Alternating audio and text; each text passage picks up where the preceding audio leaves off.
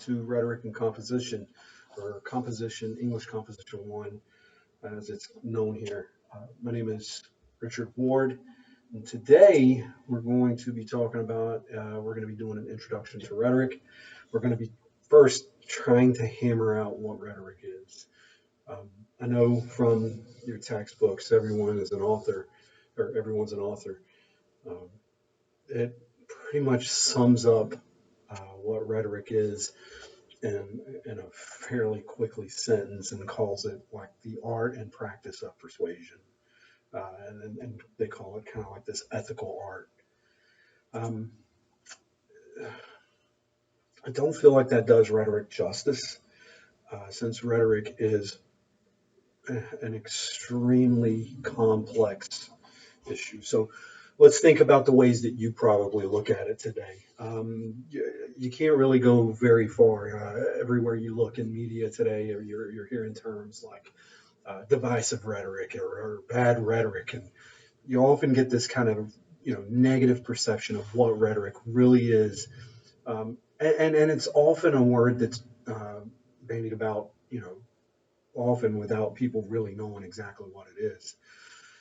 At its core, rhetoric um, has its roots dating all the way back into ancient Greece. And then back then, they focused on persuasion techniques and speech rather than written text. Hardly anything was written. In fact, Socrates, that's why there's the only written records we have of Socrates actually come from Plato.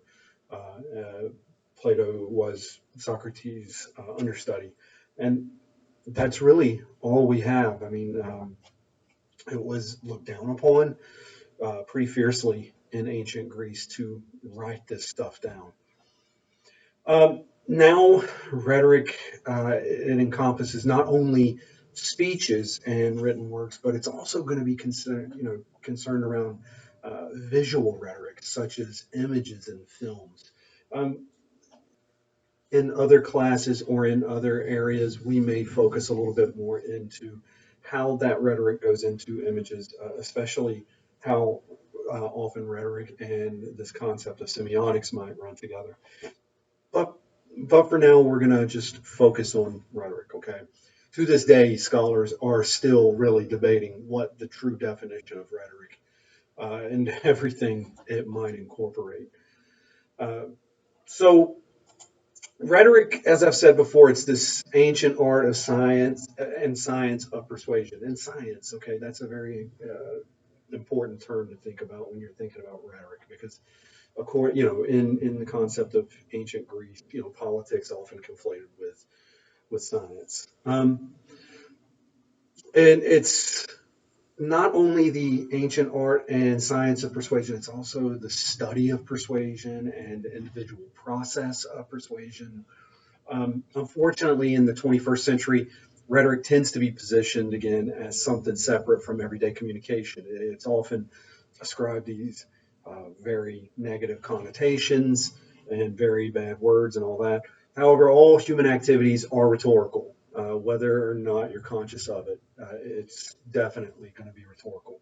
So rhetoric, it's about strategic choices um, and approaches to communication, whether textually, verbally, or even orally or and visually, right? When we communicate to different types of audiences about the same topic, we often make strategic decisions on what details to include or omit, right? What types of evidence or support we want to use, and so on. So we're always making these choices about whether or not we want to share specific information, what information we want to share. How, if I share this, is it going to weaken my argument or strengthen it?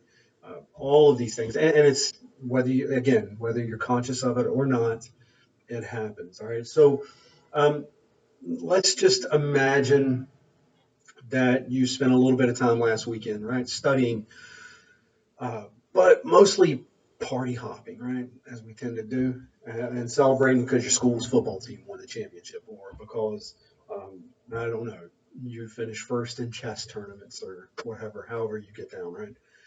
When you speak to your best friend about your weekend, you're likely going to provide details about how many parties you might have went to, and what exactly you did at those parties, including any kind of gossip that you guys might have about mutual friends. However, when you go and you speak to your grandmother about that same weekend, you might mention the study group meeting on Sunday afternoon that took place, right?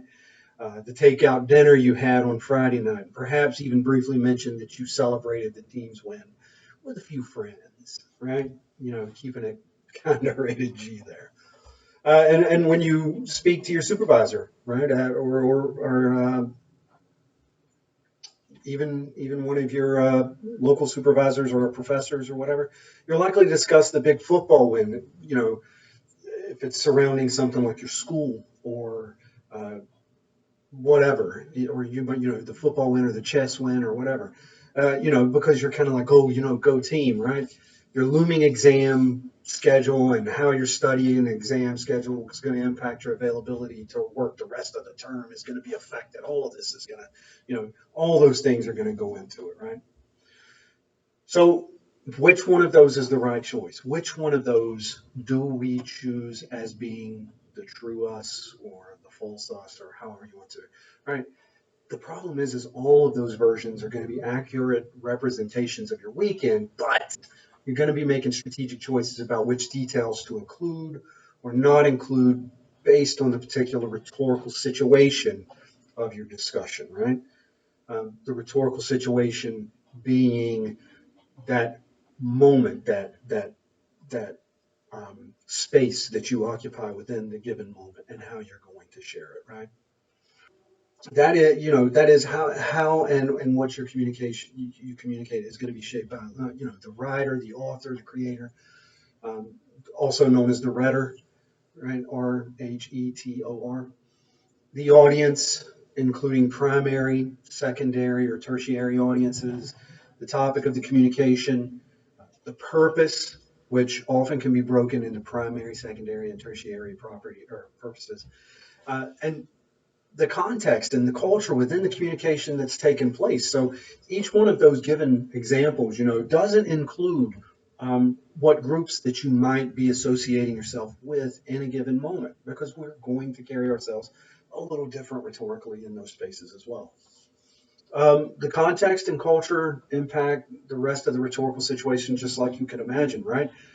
So we really, in this class, we're going to focus on three major rhetorical appeals. Now, that is not an extensive list by any means, right? Uh, the three that were going to be discussed and that were originally discussed by Aristotle are ethos, pathos, and logos, right? These three appeals are guided by kairos, which is about the timing. So often the three appeals, ethos, pathos, and logos, may be used alone, but arguments are most effective when we combine the appeals of ethos, pathos, and logos with strong grounding in kairos, or the timeliness, right? Um, Given a situation, it might not be the best time for you to go in and discuss um, what kind of parties you were having. If there, let's say, some catastrophic event happened at one of these parties, it is going to change, even if you weren't present, or even if there was, some terrible event that occurred at that university the day after all of that partying and everything else might not be the best time to start cheering on go team, or maybe it will. So I hope we have a little bit better of an understanding of what rhetoric is. And the next video, I'm going to be going into a little bit more detail on, the aspects of just what ethos, pathos, and logos are, and even kairos. So thanks, and look forward to the next video.